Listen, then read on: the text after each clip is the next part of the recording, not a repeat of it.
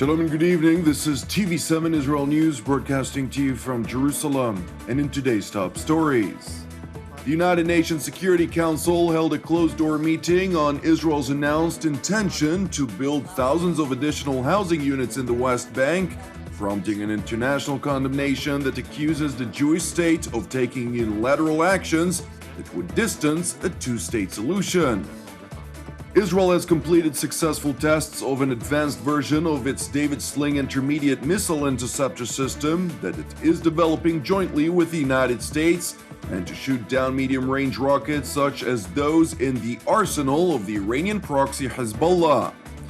Jordan reinforces its northern border with Syria, announcing it may invade its northern neighbor to push back the Islamic State from its border region.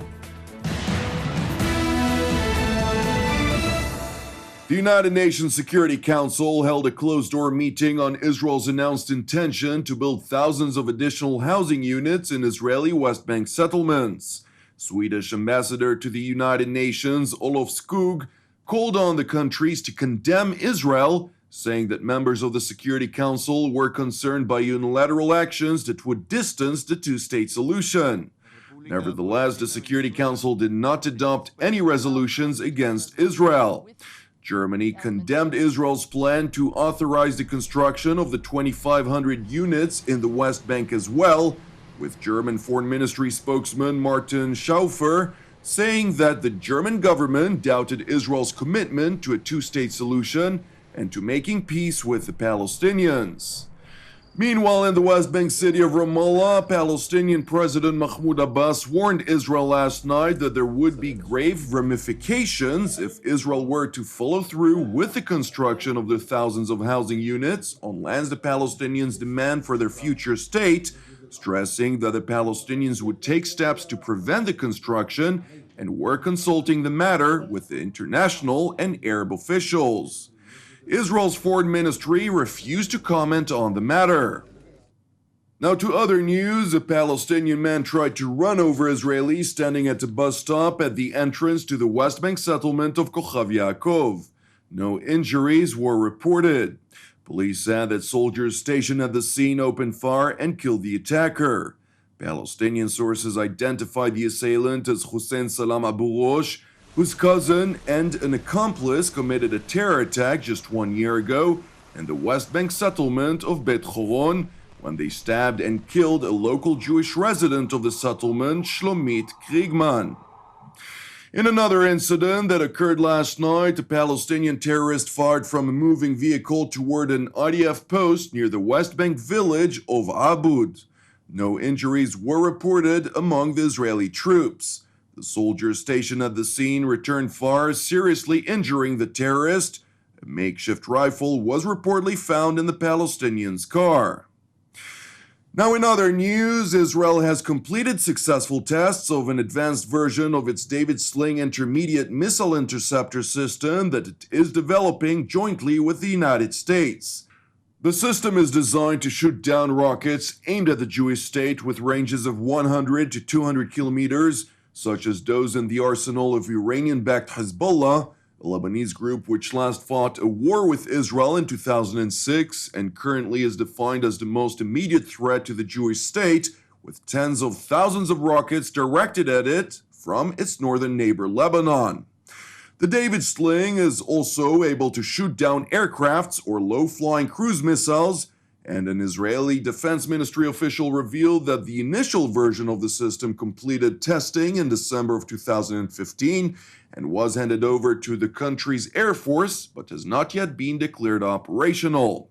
Now that the advanced version of the Sling was successful, it will become operational and will fulfill the gap in protecting Israel from its hostile neighbors. Now, with regard to the conflict in Syria, Russian President Vladimir Putin met with King Abdullah II of Jordan and thanked him for supporting the Astana Peace Summit that was brokered by Moscow, Ankara, and Tehran to bolster a nationwide cessation of hostilities between Syrian rebels and government forces and lay the groundwork to restart the political process that would end the almost 6-year conflict. И в начале беседы хотел бы вас поблагодарить за поддержку процесса, который начат в столице Казахстана, в Астане. Общим усилием процесс развивается на основе очень важного решения, которого удалось добиться, прекращения боевых действий, прекращения огня между правительственными силами и вооруженной оппозицией. And again, we will work very closely with you as we process to Geneva talks and other talks, and the role of Russia can only help advance the challenges, because without Russia, we will not be able to find solutions to not only the Syrian problem, but other regional problems in the Middle East. Jordan, which borders Syria to the north, Iraq to the east, and Israel to the west, has been reinforcing its borders with security personnel and heavy weaponry, and what Jordanian sources said was part of a mechanism that will ensure the security of the Hashemite kingdom. In a media tour organized by the Jordanian military, tanks and security personnel were seen being deployed to keep a closer eye on the border with its northern neighbor, where the Islamic State is still controlling large swaths of land, a reality which Jordanian officials said was unacceptable and may lead to a military engagement to clear the extreme Muslim group from that area. We reinforce our borders, especially in the northern part and the eastern part of the Syrian borders. We reinforce by manpower, equipment, the whole weapon system we need to make the balance between the security and the fight, the real fight, if it's happened. In the past, we used to deal with the threat as a security issue. Now we are talking about both. We might do some security clearance at the borders for the at least 20K of our borders, and we might do some engagement, with a real engagement with some of our troops deployed over there at the borders. Jordan currently hosts more than 655,000 registered Syrian refugees, creating a challenge for the kingdom that numbers only 6.4 million citizens. Nevertheless, with the help of the international community, primarily the Western countries, Jordan has established a mechanism to try and help the refugees from its northern neighbor and grants them free medical treatments, among others. احنا في المحطة الجراحية الأردنية في الموقع نقوم باستقبال الحالات الجراحية من الإصابات اللي تصلنا من الجانب السوري. معظم هذه الإصابات يتم إدخالها، يتم تقييمها في البداية، عمل لازم لها الإسعافات الأولية.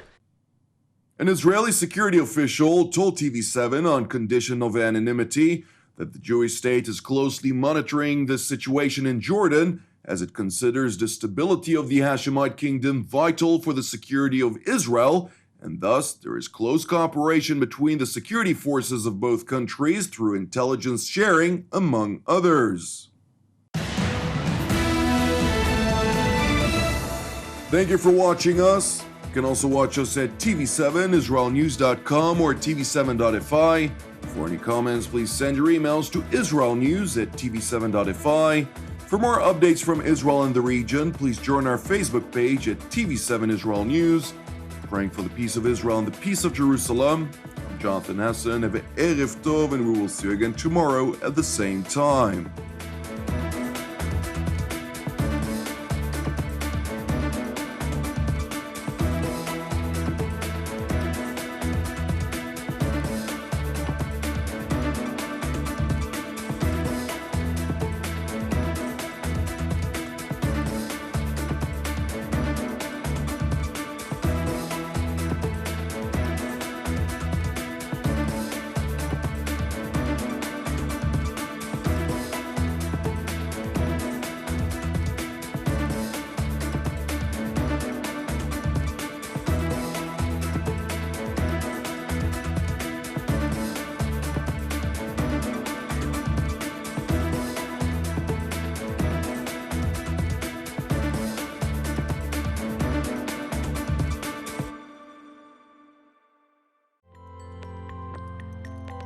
In order to donate to TV7 Israel News, please follow these simple steps. First, press the Donate logo, located at the bottom left side of TV7 Israel News Facebook page, or on the Donate tab at the head of the page.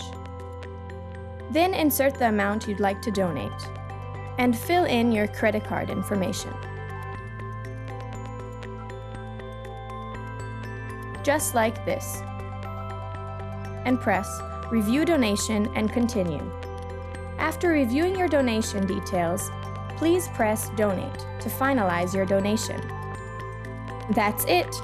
Your donation is now complete, and an email with your donation details has been sent to your email address. You can also print your donation receipt by pressing the link here. Thank you for supporting TV7 Israel News.